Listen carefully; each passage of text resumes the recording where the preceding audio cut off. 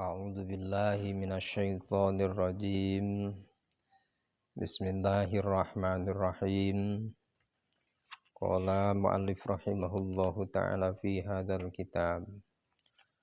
Nafa'anallahu bi'ulumihi wa bi karamatihi wa bi syafa'atihi wa bi ijazatihi.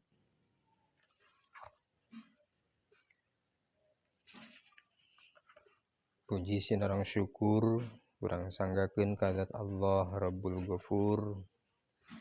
Shalawat miwa salam mugia dilimpah curahkeun ka junjungan alam baginda akhir zaman.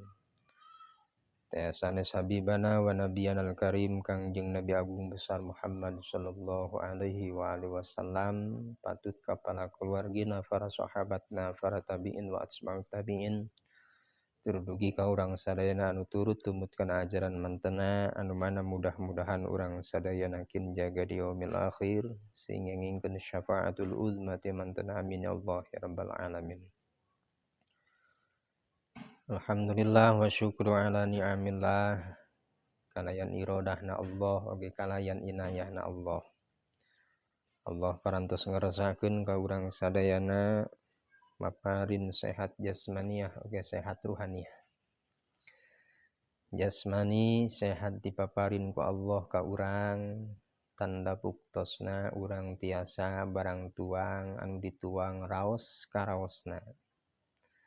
Leueteun anu dileueut ku urang seger karaosna. Tanda ning cirina Allah maparin ka urang sadayana sehat jasmaniyah. Sehat ruhaniah diantawisna alhamdulillah urang sadayana tiasa ngagugurkeun kana kewajiban ti Allah, ti Rasulullah sallallahu alaihi wasallam, anu buktosna urang sadayana tiasa ngupingkeun kana ieu pangaosan, sok sanaos buktosna ngalangkungan ieu channel. Sok sanaos sakitu mudah-mudahan urang sadayana tiasa ku Allah Subhanahu wa ta'ala dipaparin barokah hiswa urang, panjang umur urang kalayan barokah milih rezeki urang sadayana dipaparin kalayan jembar ku Allah, amin ya Allah ya rabbal alamin.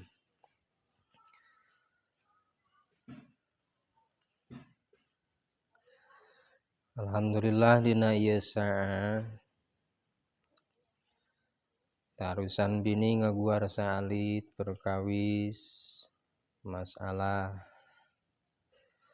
nyandak dina ieu kitab Sulamut Taufik karangan Syekh Abdullah bin Husain Thahir bin Muhammad bin Hashim Ba'lawi. Yajibu wajib alal musiri nafaqatu usulihi al mu'sirina wa in qadaru alal kasbi wa nafaqatu furu'ihi idza a'saru aw ajazu anil kasbi li sigorin aw zamanatin. Didauh Syekh Abdullah bin Husain dina ieu kitab Sulamut Taufik, fin nafaqati wa ma yadhkaru ma'aha. Pirang-pirang ayeuna nganafaqohan wa ma jeung perkara anu nutur ajengan musannif kana eta ma'aha sartana ieu nafaqoh. Yajibu alal musir wajib pangkatna alal musiri ka jalmi anu sugih. Emut bahwasana ta'rifna wajib adalah ma yusabu ala fa'lihi wa yu'aqabu ala tarkihi. Perkara wajib nalika dipidamel maka janten ganjaran. Nalika dikantunkeun teu dipidamel eta perkara anu wajib teh maka janten matak siksaan ghadabna Allah Subhanahu wa ta'ala. Wajib di dieu adalah alal musiri ka jalmi anu sugih, jalmi anu beunghar pamicik bahasa Sunda teh mah. Beunghar dipaparin ku Allah Subhanahu wa ta'ala harta bandana anu seueur. Ceuk bahasa Sunda teh mah si jabrik dipipir, si jamrong dikolong. Ngandung harti seueur dina pirang-pirang harta bandana eta jalmi. Bimalin au kasbin kusabab ayeuna eta hartana au kasbin atawa pakasabamana fadilin anu leuwih. Dipaparin ku Allah Subhanahu wa ta'ala harta bandana anu seueur. Kasabna eta jalmi cabangna di ditu di dieu. Ngagaduhan perusahaan anu sareng sajabina. Beunghar eta jalmi teh. Terus eta jalmi teh nu kasabatkeun jalmi beunghar. Naon nafaqatu usulihi al mu'sirina wajib nganafkahan nu janten indung bapana al mu'sirina anu pada ayeuna falalakir. Nalika urang ayeuna dipaparin ku Allah tadi teh kasugihan, kabeungharan. Tuluy urang ngagaduhan ayeuna sepuh anu mana eta sepuh teh masih keneh jumeneng di alam dunya. Sepuh istri atanapi sepuh pameget. Tuluy eta sepuh urang teh tur kaayaanana dina pakasabana teu gaduh.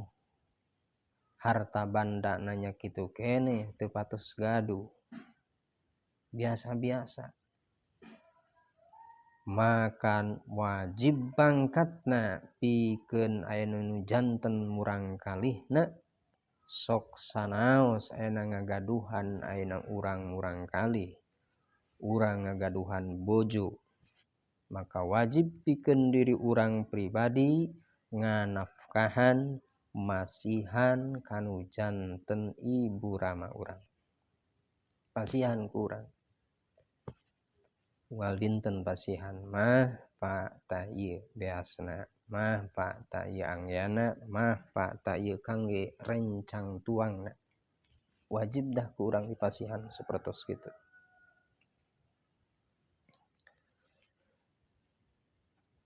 Sok sanaos sabeulah hartosna teh sepuh urang hungkul pameget atanapi sepuh urang hungkul anu istri. Urang mah berarti mamah. Teu aya sepuh pameget atanapi teu aya sepuh istri, aya ge pameget hungkul berarti urang gadinya teh bapa. Pasihan da wajib pangkatna. Teu weh ku urang dinafaqohan maka timbul nu janten keur pribadi urang tiap dinten ka dintenna janten doraka. Sok sanos eta jalmi teh urang teh pangkatna ibadah ka Allah netepan salat, zakat, puasa ditampi insyaallah netepana ditampi zakatna, ditampi saumna tapi henteu lubar cuplak syarat nu sanesna nyaeta wajib nganafkahan kanu janten ibu rama urang. Lamun seuk urang dipaparin ayeuna ku Allah kacukupan harta. Paham nya?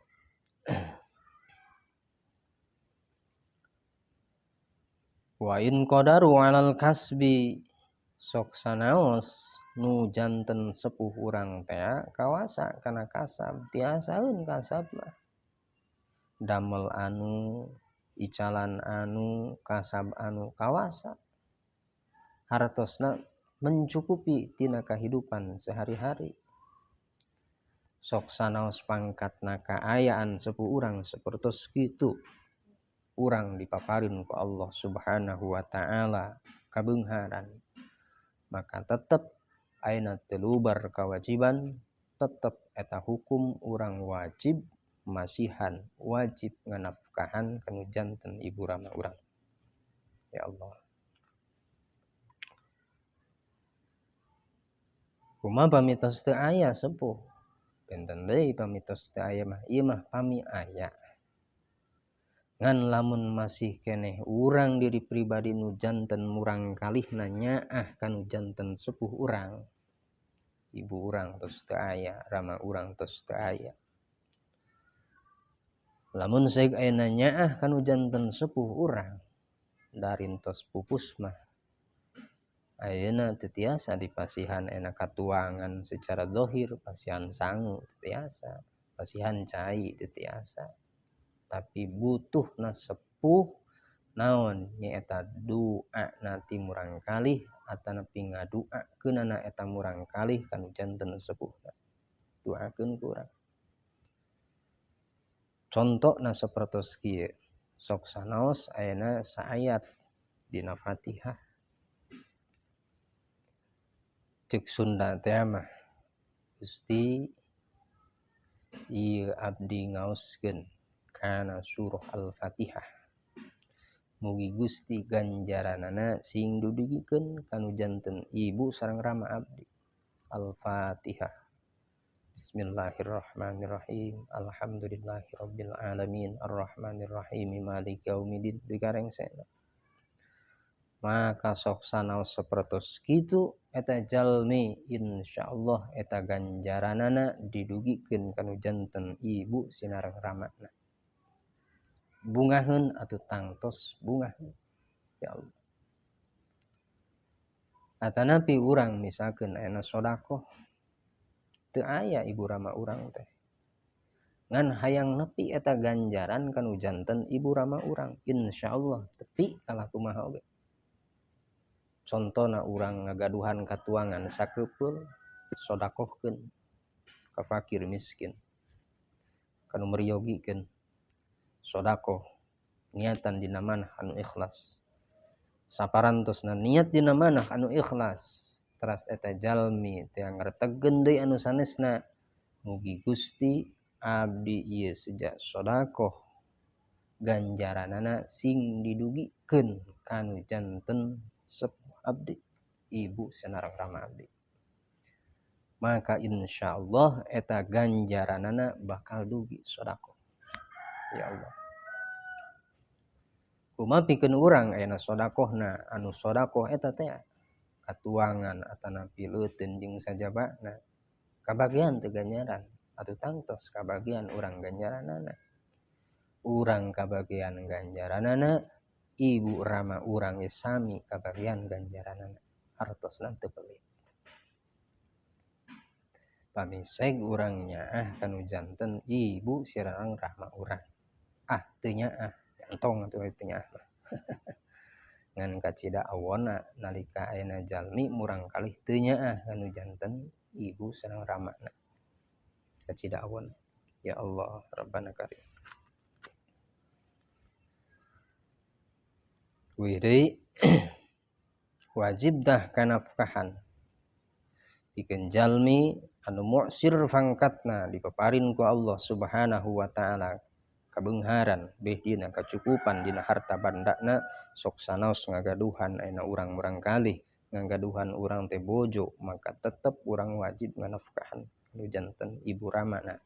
Sok sanaos ibu rama urang adalah pangkatna pengusaha atanapi kawasa kana usaha icalan jeung sajabana tetep eta hukumna wajib urang nganafkahan kanu janten ibu rama urang.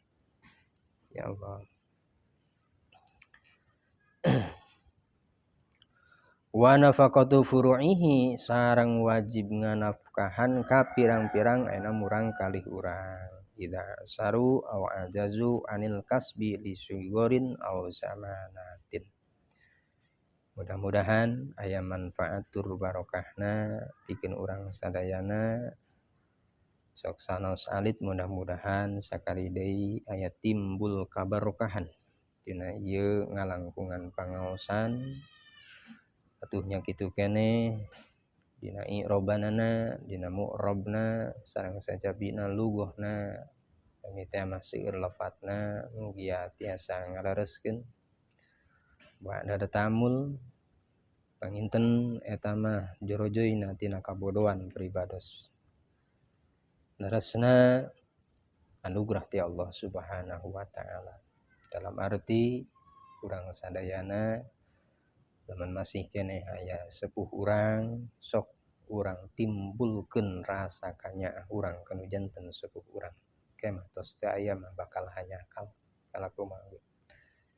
Tapi sok sanaos eta sepuh urang tos teu araraya sami timbulkeun rasa kanyaah urang kanu janten sepuh urang. Kiriman ku urang ayeuna hadiah, kiriman ku urang sajabina anu matak janten bingaheun sepuh-sepuh urang anu tos di alam barzah. Mudah-mudahan para sepuh urang sadayana anu tos ngantunkeun ti payun alam dunya di alam barzah atanapi alam kuburna sing ngengingkeun rahmat sinareng magfirahna Allah Subhanahu wa taala. Amin ya Allah ya rabbal alamin. Akhirul kalam, wassalamualaikum warahmatullahi wabarakatuh.